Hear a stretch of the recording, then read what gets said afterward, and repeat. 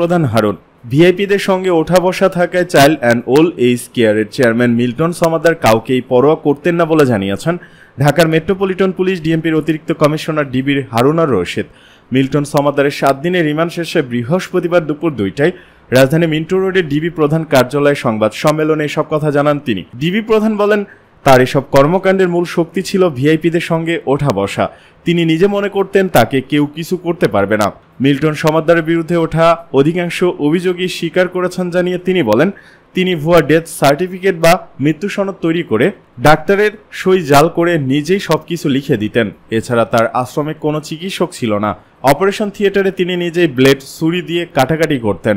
আর আশ্রমে আসা অধিকাংশ মানুষজনই প্যারালাইজড কিংবা মানসিক ভারসাম্যহীন হয় অস্বাভাবিক আচরণ করতেন। তখন মিল্টন তাদের পিটিয়ে নিস্তেজ না হওয়া পর্যন্ত শারীরিক ও মানসিক নির্যাতন করতেন। হারুন আরও বলেন, আমরা তার কাছে এসব নিরীহ মানুষদের পেটানোর বিষয়ে জানতে চেয়েছি। আমাদের জানিয়েছেন, যখন নির্যাতন করা হতো তখন তিনি ইয়াবা ও মাদক সেবন করে নিতেন। এতে তখন তার কোনো হিতাহিত জ্ঞান থাকতো না। এই কাজটি করা ঠিক হয়নি বলে মিল্টন স্বীকার করেছেন। মিল্টনকে আবারও রিমান্ডে আনা হবে জানিয়ে হারুন বলেন, প্রয়োজনে তার স্ত্রীকে আবারও ডেকে জিজ্ঞাসাবাদ করা হবে। প্রসঙ্গত, 1 মে সন্ধ্যা 7:30টার দিকে child and old age care আশ্রমের চেয়ারম্যান মিল্টন সমাদ্দারকে গ্রেপ্তার করে ডিবি পুলিশ। অটোরিকশায় যাত্রী ওঠানো নিয়ে সংঘর্ষ, নিহত 3। হবিগঞ্জের বানিয়াচং উপজেলা আলুয়া গ্রামে সিএনজি চালিত অটোরিকশায় যাত্রী ওঠানো নিয়ে দুই পক্ষের সংঘর্ষে 3 জন নিহত হয়েছেন। এই ঘটনায় আহত হয়েছে অর্ধশত। আজ বৃহস্পতিবার দুপুর 2টার দিকে এই ঘটনা ঘটে। নিহতরা হলেন আগুয়া গ্রামের জিলু মিয়া, সিএনজি চালক কাদির মিয়া ও সিরাজ মিয়া।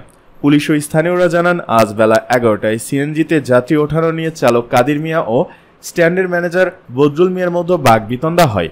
এ সময় দুই পক্ষের মধ্যে হাতাহাতির ঘটনা ঘটে। পরে দুপুর 2টার দিকে উভয় পক্ষ দেশীয় অস্ত্রশস্ত্র নিয়ে সংঘর্ষে জড়িয়ে পড়ে।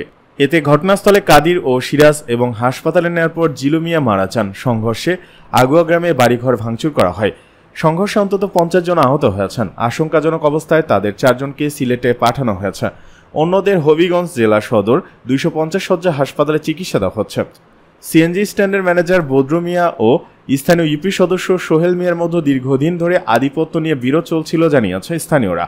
সংঘর্ষে হতাহতের বিষয়টি নিশ্চিত করেছেন বানিয়াচং থানার ভারপ্রাপ্ত কর্মকর্তা ওসি দেলোয়ার হোসেন। তিনি জানান, সংঘর্ষের খবর পেয়ে পুলিশ ঘটনাস্থলে গেছে। বর্তমানে পরিস্থিতি শান্ত রয়েছে।